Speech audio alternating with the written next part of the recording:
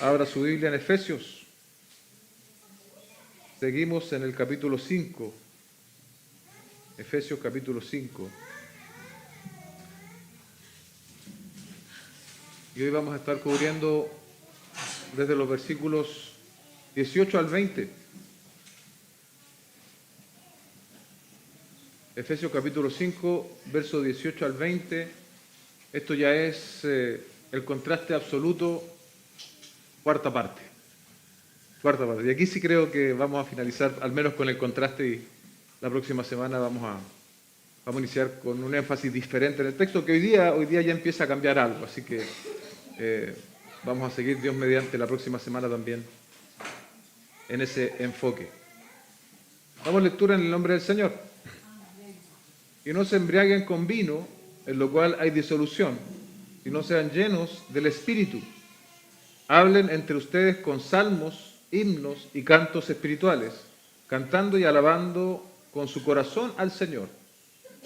Den siempre gracias por todo, en el nombre de nuestro Señor Jesucristo. A Dios el Padre. Señor, hemos dado lectura a tu palabra, te pedimos con toda humildad y dependencia que tú puedas hablarnos, Señor. Necesitamos constantemente oír tu voz, necesitamos también nosotros ser sensibles, Señor, y ser dispuestos, Señor, para poder obedecer y poner por práctica tu palabra. Ayúdanos, Señor, ayuda al que predica, ayuda al que escucha, ayúdanos, Señor, a poder ser edificados a través de tu palabra. Te lo pedimos en el nombre de Jesús. Amén y amén. ¿Qué es un contraste? Dice una definición, un contraste es una diferencia notable entre dos o más cosas, ya sean términos visuales como luz y sombra, en características como tamaño, textura, color, o en conceptos como ideas y estilo. Hemos estado estableciendo durante estas 4 últimas semanas contrastes. ¿Y qué es lo que hemos estado contrastando? El estilo de vida de las personas que no conocen al Señor con el estilo de vida que debemos tener quienes sí conocemos al Señor por la gracia que es en Cristo. Y estableciendo también, hermanos, esto es importante, un sentido de que aún tenemos que seguir creciendo y madurando. Estamos en la fe, hemos sido alcanzados por la gracia del Señor, pero no hemos llegado a ser todo lo que debemos ser en Cristo. Amén. Y recuerde conmigo el primer versículo de este capítulo 5, es decir, 5.1, dice, sean pues imitadores de Dios como hijos amados. Con eso partimos este capítulo 5. Y mi pregunta es para nosotros esta mañana, ¿alguno ya alcanzó este estándar de ser un imitador de Dios a cabalidad? Pienso que no. Necesitamos, hermanos, seguir oyendo, necesitamos seguir siendo confrontados, animados y transformados por la palabra del Señor, porque aún no lo hemos alcanzado. Dicho esto, vamos a comenzar con el primer punto de esta predicación, en el versículo 18. Simplemente le he colocado, sean llenos del Espíritu. El versículo empieza con otra expresión, ¿cierto? Ustedes lo notaron. Y no se embriaguen con vino, en lo cual hay disolución, sino sean llenos del Espíritu. Y la semana pasada, en 5.17, nosotros habíamos leído, al final del texto, dice, si no entiendan cuál es la voluntad del Señor. ¿Cuál es la voluntad del Señor? Y seguido en el 18 ahora dice, y no se embriaguen con vino. Es decir, en el contexto particular estaba este problema de la embriaguez, en el contexto de los Efesios. Y una de las cosas prácticas que Pablo pone sobre la mesa es este asunto de no embriagarse con vino. Decíamos que ahí había un contraste, ¿se acuerdan? Entre lo que hace el necio y lo que hace el sabio. Es obvio, por lo tanto, que quienes son sabios no se van a embriagar. Esa es la relación directa con el contexto que compartíamos la semana anterior. Aquí otra vez vemos esta doble mandato que hace el apóstol Pablo. Por un lado, a abandonar ciertas prácticas y en un sentido positivo ahora a obedecer otras. Tanto el embriagarse, el no embriagarse con vino como el ser llenos del Espíritu son imperativos en el texto. ¿Qué quiere decir que sea un imperativo? Que es una orden que Dios está dando a través del escrito paulino. La NBI traduce este mismo versículo, dice, no se emborrachen con vino que lleva al desenfreno. A lo mejor la palabra disolución no es tan familiar para nosotros, pero aquí en la NBI dice que lleva al desenfreno. Y en este punto, otra vez recordemos que Pablo no se está dirigiendo a incrédulos. En otras partes del texto veíamos cierta alusión a los incrédulos. Pero aquí les está diciendo a creyentes, no se embriaguen con vino.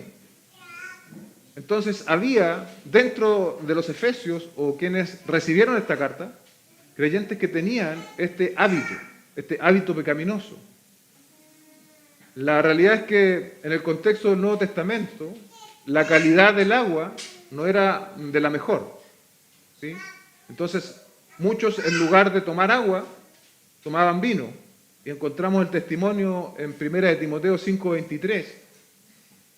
Pablo le escribe a Timoteo, ya no bebas agua sola, precisamente por esto, por la mala calidad del agua, sino usa un poco de vino por causa de tu estómago y de tus frecuentes enfermedades. La instrucción que el apóstol Pablo está haciendo en este sentido no es un no absoluto, ¿se dan cuenta? Él no está diciendo no tomen nunca ni siquiera un ml de vino. Él está diciendo no se embriaguen con vino, ¿sí? ¿Por qué? Porque esta embriaguez tiene un efecto directo sobre la conducta de los seres humanos. Y esto era un problema en la iglesia primitiva, dice William Hendrickson. Él dice, por ejemplo, el obispo debe ser irreprensible, no dado al vino. No dado al vino, 1 Timoteo 3 y Tito 1:7. Los diáconos asimismo deben ser dignos, no adictos a mucho vino, 1 Timoteo 3:8. Y Tito 2:3, exigid a las ancianas igualmente que sean reverentes en su porte, no esclavas del mucho vino. Entonces, todas esas alusiones nos muestran de manera clara que en el contexto de la iglesia en general, no solo en Éfeso o quienes hayan recibido esta epístola, estaba este problema con el vino. Y tiene sentido porque, como les decía yo antes, había un problema de potabilidad del agua. Entonces, probablemente eso daba pie a ciertos desenfrenos. Por mencionar uno más, el hecho de la corrección de Pablo a los corintios en la cena del Señor. También es muy probable que muchos se embriagaran durante la cena. Entonces Pablo también los exhorta a dejar esa actitud.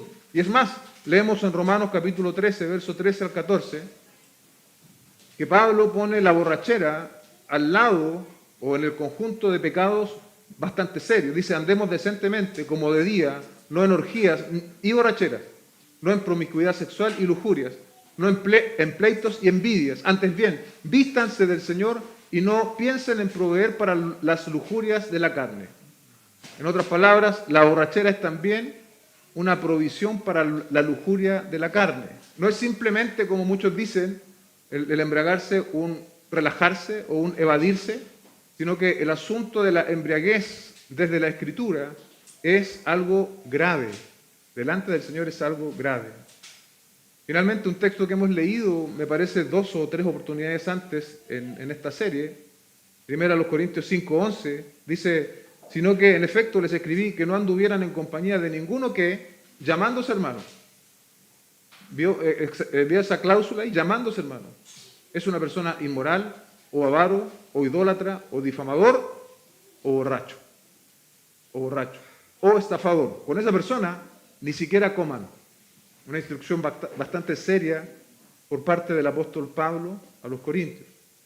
Ahora, ¿qué efectos, hermanos, tiene? ¿Por qué es tan serio esto del embriagarse? ¿Qué efectos tiene el beber alcohol? Yo creo que la mayoría de nosotros sabemos cuáles son los efectos y hemos visto personas borrachas, o a lo mejor, tal vez, puede ser alguno de ustedes, Dios les sacó de esa realidad. Espero que nadie esté hoy preso de esto, y si lo está, esta palabra tiene absoluta aplicación para ti.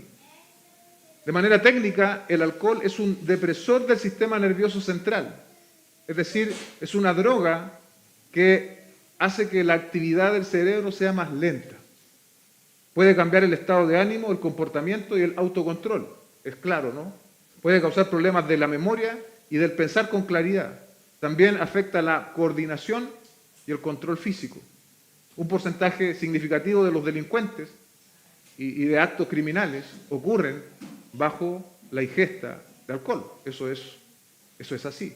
Proverbios 20:1 dice, el vino es provocador, la bebida fuerte es alborotadora, y cualquiera que con ellos se embriaga no es sabio.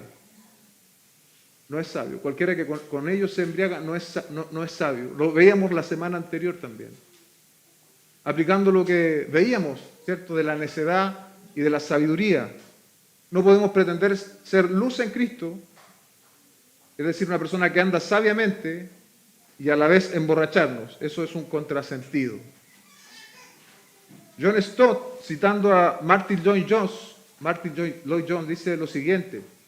Dice, escribiendo como médico y pastor, compara ilustrativamente y contrasta dos estados, el de la ebriedad y el de la plenitud en el espíritu. Dice, el vino, alcohol, hablando farmacológicamente, no es un estimulante, es un depresivo. Si se toma cualquier libro sobre farmacología y se busca alcohol, se encontrará siempre que se está clasificado como un depresivo. No es un estimulante. Deprime totalmente los centros de mayor importancia del cerebro, controla todo lo que da a un hombre: autodominio o dominio propio, sabiduría, comprensión, discriminación, juicio, equilibrio, poder evaluar las cosas. En otras palabras, todo lo que hace que un hombre se comporte de la mejor manera y más alta. Eso es lo que provoca el alcohol. Y lo cierto, iglesia, es que podríamos aplicar este mismo criterio a cualquier sustancia que provoque disolución, desenfreno. ¿Usted sabe cuáles son las 3 principales drogas que se consumen a nivel de Chile? El alcohol, la marihuana y los tranquilizantes sin receta médica. Esos 3. La mayoría de ustedes saben, yo soy de profesión veterinario. Y esto tiene que haber sido hace 15 años, quizás más probablemente. Me tocó ir a un domicilio a atender, yo trabajaba ahí en Ñuñoa, un lugar más o menos acomodado, entre comillas. Y no, parece que era un gato el que tocaba atender. Y el dueño del gato me hace ver que, bueno, que él fumaba marihuana y estaba preocupado por si, no sé si el gato había ingerido algo así como la marihuana o si le podía traer algún efecto cuando él fumaba. Y estamos hablando de personas profesionales, estamos hablando de personas que tienen un buen trabajo, que tienen un buen pasar. O estamos hablando de personas que no sé, están en la esquina botados, ¿no? Entonces, la marihuana, estaba hablando de hace 15 años, me imagino que hoy día el asunto es aún más normal. Como que la marihuana es algo normal. Pero la marihuana también entra dentro de esta misma calificación de una inhibición total. Por lo tanto, debemos tener cuidado, ¿no?, con estos conceptos que a veces se normalizan en la sociedad, pero que nosotros como creyentes somos mandados por Dios a mantenernos al margen. En la sociedad que vivimos hoy, incluso emborracharse, algunos lo ven como hasta terapéutico. En el reino de Dios, como hemos visto, es un hábito pecaminoso terrible porque trae consecuencias nefastas y dañinas al propio individuo, sin hablar esta mañana del tema de la salud del individuo.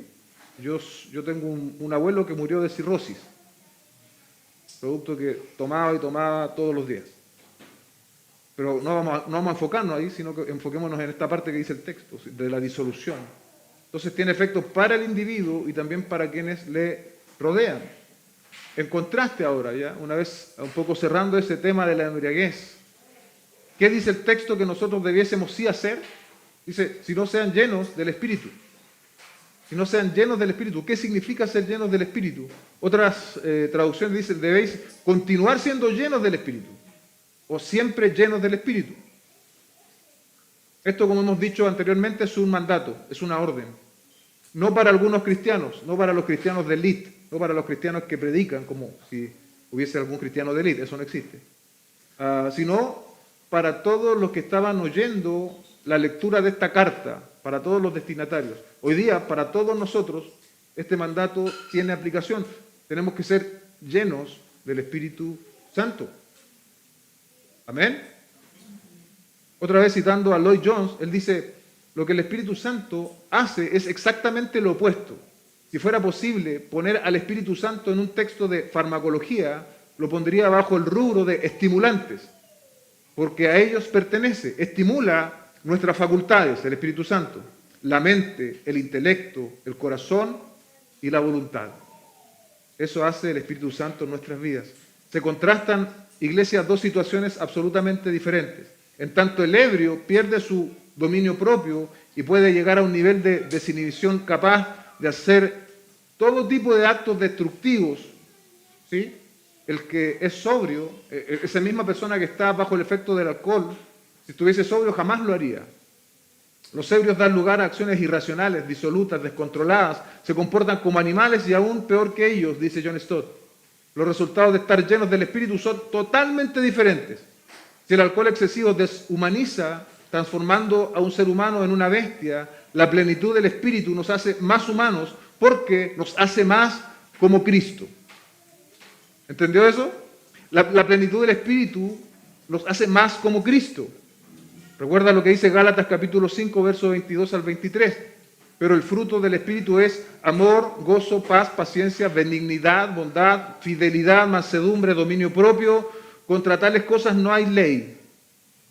Decíamos recién que el ser llenos del Espíritu nos hace más como Cristo. ¿Quién es la expresión perfecta del fruto del Espíritu? Del amor, del gozo, de la paz, de la paciencia, la benignidad, el amor, la fidelidad, la mansedumbre, el dominio propio. Jesucristo. ¿Dónde vemos la manifestación de estos frutos así totales, absolutos, perfectos? En Cristo. Por eso tiene sentido que el ser llenos del Espíritu nos haga más como Cristo. ¿Qué había dicho hasta este punto el apóstol Pablo o qué había escrito respecto del Espíritu? Había escrito en 1.13 que los creyentes han sido sellados por el Espíritu. Dice, en él también ustedes, después de escuchar el mensaje de la verdad, el evangelio de su salvación, y habiendo creído, fueron sellados en él con el Espíritu Santo de la promesa. Ese sello que es una garantía de que pertenecemos al Señor y de que es también una garantía de la redención final, cuando Cristo vuelva por su iglesia. También había escrito en 4.30 que no debemos contristar al Espíritu. Dice, y no entristezcan al Espíritu Santo de Dios, por el cual fueron sellados para el día de la redención. Y ahora añade esto de que debemos ser llenos del Espíritu Santo. Es obvio que ser llenos del Espíritu Santo es posterior a la conversión, ¿sí? Es posterior a la conversión o al nuevo nacimiento, porque Pablo, recuérdelo otra vez, se está dirigiendo a creyentes. Esta frase implica que los creyentes deben estar disponibles, sensibles, obedientes a la formación del Espíritu de Cristo en sus vidas diarias, dice un autor. El ser lleno del Espíritu de iglesia no lo debemos ver como una convocatoria, ¿sí? Como un evento. Vamos a hacer un culto, un servicio o un congreso para ser llenos del Espíritu. La idea de Pablo es algo cotidiano. Todos los días de nuestra vida debemos buscar ser llenos del Espíritu Santo. Es el tránsito necesario. Así como la semana pasada se nos llamaba a andar como sabios y no como necios, ahora yo lo pensaba así, es como que Pablo está haciendo un perfil. ¿Cuál es el perfil del cristiano? Bueno, lo hemos visto largamente en Efesios, pero solo recordando las últimas partes. La semana anterior veíamos el énfasis de la sabiduría y cómo esa sabiduría nos llevaba a aprovechar bien el tiempo porque los días son malos y también nos llevaba a entender la voluntad del Señor, dos signos de quién es sabio. Y ahora agrega al perfil el hecho de que nosotros tenemos que ser llenos del Espíritu Santo. Y aquí hay que hacer una aclaración. Porque la palabra llenar o el verbo llenar, nosotros podríamos entenderlo. Yo justo traje un vaso, ¿no? Lo llené con un poco de agua al salir. Entonces decimos, bueno, tengo que ser lleno del Espíritu. Entonces, como que yo soy el recipiente y Dios me va a llenar. No es la idea de la Biblia de llenar, cuando ocupa la palabra llenar. Por ejemplo, en Lucas 4, versos 28 al 29, dice, y todos en la sinagoga se llenaron de ira. Se llenaron de ira. Si no está diciendo, usted no se imagina que esas personas como que eran un vaso y se llenaron. No, está diciendo que eran, en el fondo, la ira los controló, ¿sí? Cuando oyeron estas cosas y levantándose echaron a Jesús fuera de la ciudad y lo llevaron hasta la cumbre del monte sobre el cual estaba edificada su ciudad para tirar a Jesús de allí. ¿Qué quiere decir entonces ser llenos del Espíritu? No es el sentido de como llenar un vaso, sino más bien significa estar controlados constantemente por el Espíritu Santo en nuestra mente, emociones y voluntad. Es decir, todo nuestro ser. La persona que es llena del Espíritu es una persona que está siendo controlada en todo su ser por el Espíritu de Dios. Dice Warren Wiersbe, Dios nos ha escogido, hermanos, para este propósito. Y lo vimos tempranamente en Efesios 1:4, dice, porque Dios nos escogió en Cristo antes de la fundación del mundo. ¿Para qué? Para que fuéramos santos y sin manchas delante de Él en amor. Un cristiano lleno del Espíritu es uno que se está santificando constantemente y persigue con toda intención este propósito de Dios, para que fuéramos santos y sin manchas. Hay un versículo paralelo a este que estamos examinando esta mañana, Efesios 5:18, que es Colosenses 3:16. También lo hemos dicho, ambas cartas son muy similares en el contenido, tienen mucho de igual en lo que el apóstol estaba escribiendo, y también recordemos que fueron escritas en la misma situación, desde la cárcel. ¿Qué dice Colosenses 3:16? Que la palabra de Cristo habite en abundancia en ustedes. Esa expresión es importante. Que la palabra de Cristo habite en abundancia en ustedes, con toda sabiduría, enseñándose y amonestándose unos a otros con salmos, himnos y canciones espirituales, cantando a Dios con acción de gracia en sus corazones. El resultado de que la palabra de Dios more en abundancia es el mismo resultado que produce el ser lleno del Espíritu. ¿Me entendió? El resultado, y lo vemos de manera posterior, ¿no? Cuando seguimos leyendo en Efesios 5:18, dice, y no se embriaguen con vino, lo cual es disolución, sino sean llenos del Espíritu, hablen entre ustedes con salmos, himnos, cantos espirituales, cantando y alabando al Señor con su corazón al Señor. Es lo mismo que dice Colosenses 3:16, amonestándose unos a otros con salmos, himnos, canciones espirituales, cantando a Dios con acción de gracias en sus corazones. Es muy similar. Es decir, los efectos de que la palabra habite en nosotros son los mismos efectos de ser controlados o llenos del Espíritu Santo. Por lo tanto, estamos hablando de lo mismo. La persona que es llena del Espíritu o controlada por el Espíritu Santo es una persona en la cual habita en abundancia la palabra de Dios. Yo pensaba esto esta mañana, no lo escribí en mis apuntes. Es imposible que la palabra de Dios habite en mí si yo no conozco la palabra. Si yo no conozco lo que la Biblia enseña, ¿cómo va a habitar esa verdad en mí? Y es por eso que hacemos mucho énfasis en esto. Y prácticamente en todas las enseñanzas y todos los domingos hay un alcance a que nosotros tenemos que ser conocedores de la palabra del Señor.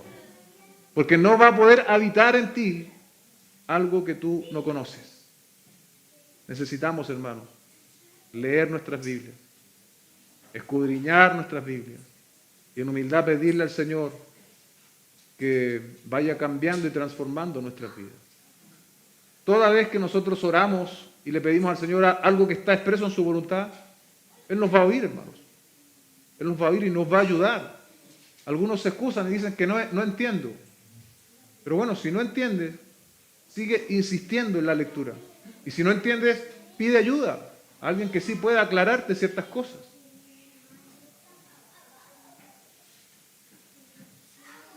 Volviendo un poco más atrás, ¿no? Y para honrar el contexto de la epístola, aquellos que han recibido vida espiritual cuando estaban muertos en sus delitos y pecados, Efesios 2:1, son luz en Cristo, Efesios 5:8, debemos examinar cómo andamos, como sabios y no como necios, Efesios 5:15, aprovechando bien el tiempo y entendiendo la voluntad del Señor.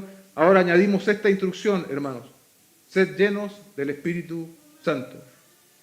Encontramos aquí el último contraste evidente, ¿no? No se embriaguen con vino, sino sean llenos del Espíritu Santo.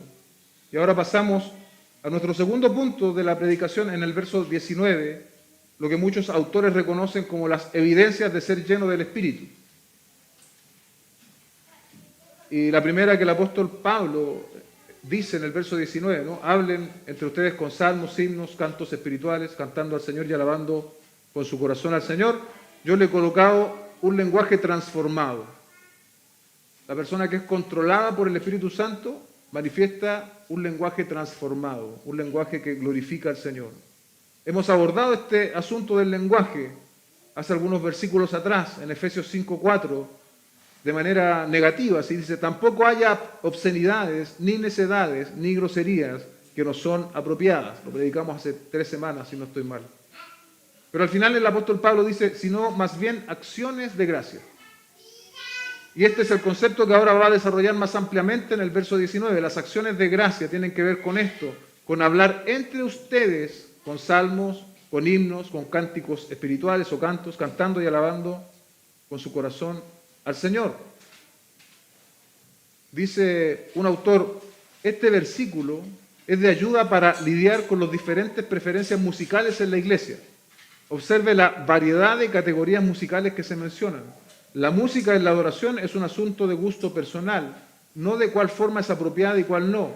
Se trata de la actitud del corazón, no la del oído. La teología expresada es un asunto importante, pero la forma de la música es siempre secundaria. No nos atrevamos a perturbar a la iglesia de Dios debido a preferencias personales. La adoración es un asunto del corazón, no del ritmo, dice este autor. Llama mi atención que la primera acción que se nos demanda es hablar entre nosotros los creyentes, y dice que tenemos que hablar con salmos, con himnos y cánticos espirituales. Cuando nosotros nos reunimos acá los domingos, nos dirigimos a Dios en adoración, todos juntos, pero también debemos estimularnos a hacerlo de manera mutua. Y esto se hace en el servicio, porque usted puede cantar en su casa. Algunos tenemos el beneficio de hasta que podemos cantar en el trabajo. Cuando tú trabajas en una pyme familiar, tú puedes andar cantando, nadie te va a decir nada. En mi caso, por ejemplo. Usted puede cantar en su casa, pero cuando nosotros nos reunimos el día domingo a cantar al Señor, eso es diferente. Eso es diferente porque se provoca lo que dice el texto acá. No está diciendo que solo cantamos al Señor, sino que lo hacemos entre nosotros. Entre nosotros. Y esto es un estímulo, hermanos. Es un estímulo para cada uno de nosotros. Yo no sé si a usted le pasaba. Ahora, cuando estábamos cantando, pude escuchar las voces. Pude escuchar las voces de ustedes cantando. Y yo no sé si a usted le pasa lo mismo, pero cuando se escuchan las voces, como que algo ocurre dentro de uno. ¿Sí? Hay algo distinto cuando usted escucha a sus hermanos cantar. E incluso usted puede observar a un hermano adorar, levantar sus manos, y usted a lo mejor viene en un día malo. Tuvo problemas en la casa, tuvo una mala semana, te echaron del trabajo, no sé, cualquier cosa. Pero a veces hay expresiones tan genuinas en otros hermanos de la fe que se produce precisamente esto. Cantamos himnos y alabanzas unos a otros y nos estimulamos juntos en amor. Y eso no se da en ningún otro escenario si no es en la iglesia de Cristo, hermano. Podemos hacer diferencias técnicas, ¿no?, entre salmos, himnos y cánticos espirituales, pero la idea general es clara: palabras que glorifican el nombre de Dios, y eso es lo que nosotros debemos hablar.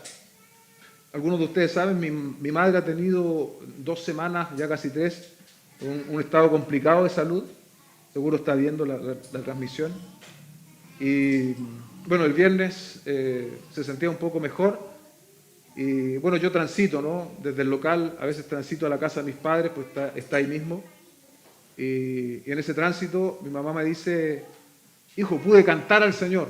Me dice así: pude cantar al Señor. Que tenía mucho dolor en su garganta, mucha incomodidad, al modo que le costaba incluso hablar. Y yo, mientras preparaba el sermón, me acordé de eso, que aún en la debilidad el cristiano quiere adorar, y cuando no lo puede hacer es como que te han quitado algo. Aprovechemos, hermanos, aprovechemos cada momento que tenemos para adorar al Señor juntos. Saquémosle el mejor de los provechos que podamos. Dice Hebreos 13:15: por tanto, ofrezcamos continuamente mediante él sacrificios de alabanza a Dios, es decir, el fruto de labios que confiesen su nombre. Otra vez, no de manera particular, no en un evento, no, sino que continuamente mediante él sacrificios de alabanza. Frutos de labios, ¿sí? Frutos de labios que confiesen su nombre. Tenemos que expresarlo. Nuestra renovada vida espiritual debe manifestarse en nuestro vocabulario en una constante alabanza a Dios, hermano. Si usted es controlado por el Espíritu Santo, si usted es una persona sabia, si Dios le ha dado vida espiritual, lo que debe abundar en su boca es alabanza a Dios. Los salmos, 1 Corintios 14, 26, Pablo hace una referencia a los salmos, dice: ¿qué hay que hacer pues, hermanos? Cuando se reúnan, cada cual aporte salmo. ¿Se da cuenta? Enseñanza, revelación, lenguas o interpretación. Pero que todo se haga para edificación. Luego, respecto de los himnos, tenemos el ejemplo de Pablo y Silas, ¿no? En Hechos 16, 25 al 26. Como a medianoche Pablo y Silas oraban y cantaban himnos a Dios, y los presos los escuchaban. De repente se produjo un gran terremoto, de tal manera que los cimientos de la cárcel fueron sacudidos y al instante se abrieron todas las puertas y las cadenas de todos se soltaron. ¿Ve que no hay excusa para no adorar al Señor? Estos hombres en la cárcel lo hicieron. No hay situación tan mala que podamos estar viviendo que cierre nuestro corazón y nuestras bocas para adorar al Señor. Dice otra vez Hendrickson, el término salmos tiene con toda probabilidad referencia al menos principalmente al Salterio del Antiguo Testamento. Himnos principalmente de alabanzas dadas a Dios y a Cristo en el Nuevo Testamento. Y finalmente cánticos espirituales principalmente a la lírica sagrada, tratando temas no directamente relacionados con alabanza a Dios o a Cristo. Puede existir, sin embargo, lo mismo que yo les decía antes, cierta superposición en el significado de estos tres términos, según el uso que hace Pablo aquí. Nuestros cantos, hermanos, cuando nos reunimos, no son para alargar el servicio o para darle estructura al servicio. No cantamos tres alabanzas a Dios antes de la palabra para alargar esto o para que tenga algún sentido. Son importantes porque es la adoración conjunta que nosotros hacemos al Señor. Es el reconocimiento de la comunidad a la gracia del Señor. En consecuencia, debemos hacerlo bien. Debemos hacerlo bien. Debemos hacerlo con respeto, con devoción. Debemos querer participar del tiempo de adoración. Debemos olvidarnos del celular, de la distracción, debemos entregar nuestros problemas. Recordé también algo que quizás podría ser útil, hermanos, pero si se hace con la intención y con el corazón adecuado. Yo nací a la fe en una iglesia pentecostal hace muchos años. Y en esa iglesia pentecostal existía la costumbre de que usted, al entrar al templo, antes de hacer cualquier cosa, usted se arrodillaba. Se arrodillaba para presentarse de manera personal al Señor.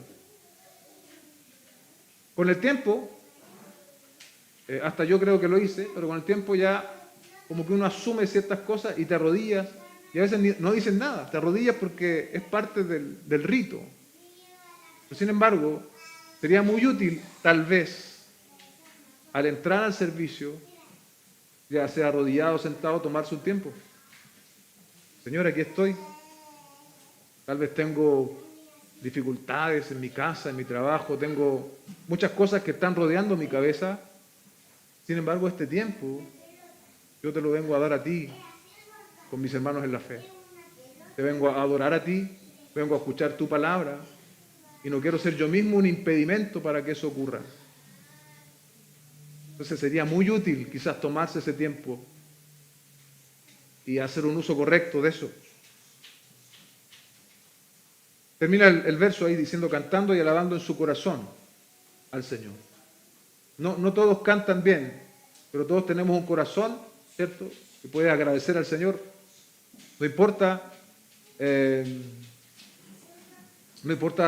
como yo decía antes, el asunto técnico, sino más bien lo que más le importa a Dios, lo que Él está más interesado en oír, es lo que proviene del corazón de los hombres y las mujeres que Él ha redimido.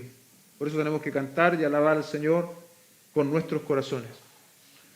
Finalmente, el punto 3, amados hermanos, una gratitud constante. En el verso 20 dice: den gracias por todo en el nombre de nuestro Señor Jesucristo, a Dios el Padre. La gratitud constante por todo lo recibido es la señal de la vida espiritual, más específicamente es la señal de la llenura del Espíritu en este contexto. El hombre natural es incapaz de agradecer por todo. El hombre natural agradece por las cosas buenas que le pasan. Agradece porque le dieron un aumento de sueldo, porque cambió de trabajo, porque tiene un auto, porque tiene una casa, porque su familia tiene salud. Pero el hombre lleno del Espíritu puede dar gracias en todo de manera natural, porque tiene una sensibilidad diferente. Recuerden que el que está bajo el control del Espíritu, su mente tiene una influencia distinta a la del hombre natural. Por lo tanto, puede dar gracias por todo. Dice, la gratitud es lo que completa el ciclo por medio del cual las bendiciones derramadas en los corazones y vidas de los creyentes vuelven al dador en forma de adoración continua, amorosa y espontánea. Cuando adoramos al Señor, tenemos el recuento de las bendiciones recibidas. Y tal recuento, concentración de las bendiciones recibidas, hacen que se resalten más claramente, dando como resultado nuevas acciones de gracia, dice un autor. La expresión de gratitud es, por lo tanto, la más feliz respuesta a los favores inmerecidos. Mientras dura, los afanes tienden a desaparecer. ¿No le ha pasado a usted cuando está en gratitud al Señor?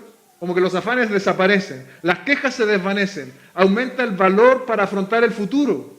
Cuando estamos en adoración, en gratitud al Señor, todo eso sucede y más. Se forman resoluciones virtuosas, se experimenta paz y Dios es glorificado. Cuando nosotros damos gracias al Señor en todo.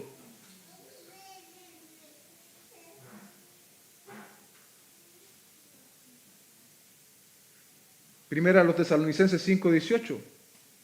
Den gracias en todo. ¿Pero por qué? Porque esta es la voluntad de Dios para ustedes en Cristo Jesús. ¿Se da cuenta que es tanto una manifestación de la llenura del Espíritu, pero también es un mandamiento, dado que es la voluntad de Dios para nosotros? Los cristianos de la época de Pablo tenían problemas, tenían dificultades desafiantes y reales, tal cual las tenemos nosotros hoy, queridos hermanos. Sin embargo, nos encontramos con esta expresión: den gracias siempre por todo. ¿Cómo es posible hacer esto? Desde nuestra experiencia humana. Es un asunto de perspectiva. Si sabemos lo que Dios ha hecho por nosotros en Cristo, y si sabemos hacia dónde nos dirigimos finalmente, vamos a poder dar gracias en todo. En cambio, si nuestra perspectiva es solamente terrenal, nuestra gratitud se despierta solo cuando las cosas van bien, no podremos dar gracias en todo. Para dar gracias en todo debemos tener los pies en la tierra, pero nuestra mente en las cosas del Señor. Debemos recordarnos de manera frecuente lo que Cristo hizo a nuestro favor, siendo nosotros pecadores.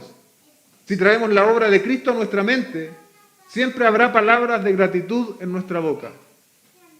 Si tenemos siempre la obra de Cristo en nuestra mente, pensando, meditando en ella, sobre todo cuando aparece la queja como amenazante, vamos a tener en nuestra boca palabras de gratitud. Y déjeme ayudarle, nosotros tenemos hoy razones para agradecer, aunque puedas estar pasándolo mal. Tenemos bendiciones físicas y espirituales, ordinarias y extraordinarias. Tenemos bendiciones pasadas, presentes y futuras que se van a cumplir en Cristo. Podemos dar gracias al Señor por las cosas recibidas y aún por las no recibidas.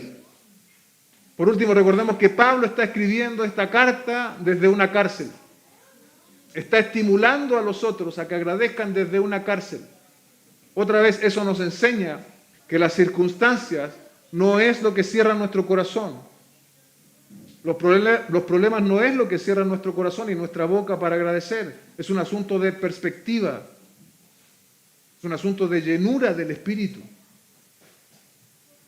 La situación menos favorable para agradecer se transforma en una que sí lo es para aquel que es controlado por el Espíritu. Porque es capaz de poner la perspectiva en lo que Dios hizo en Cristo a favor de Él.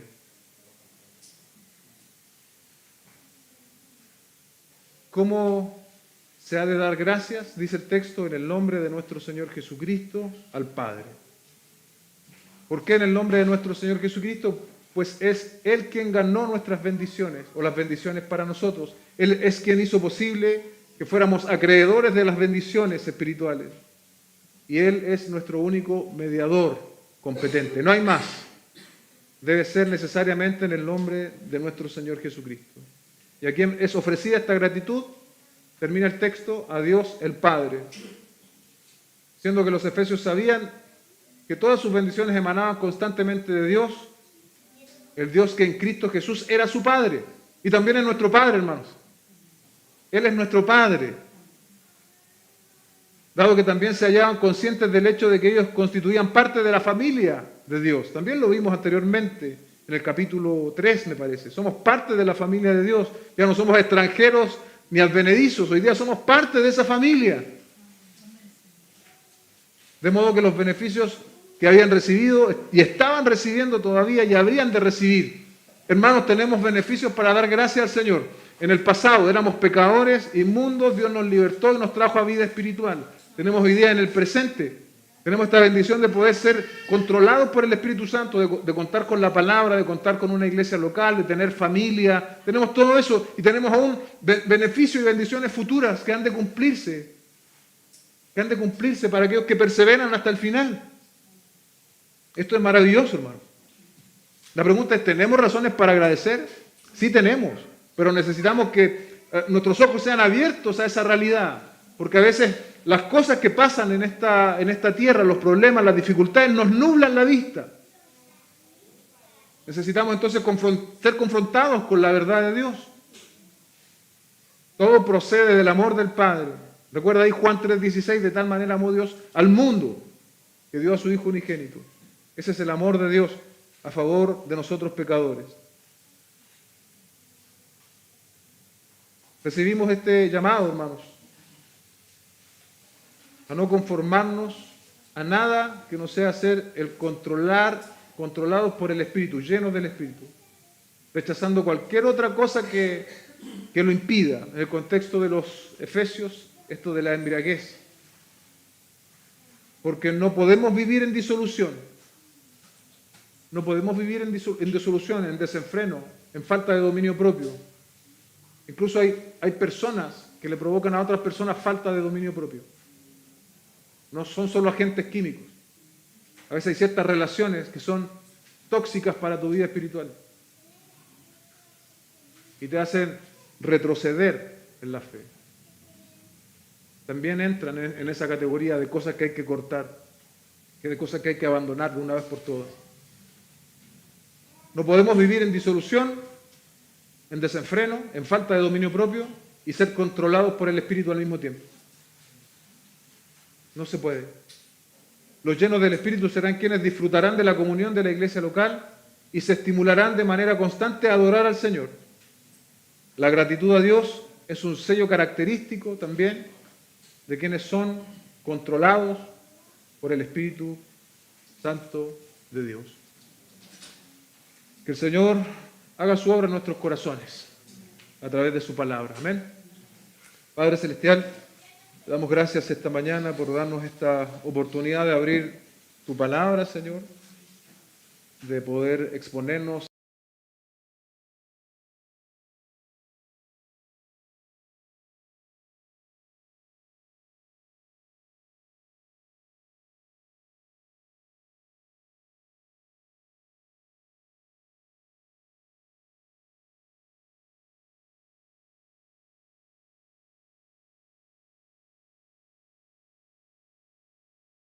no podemos hacer nada.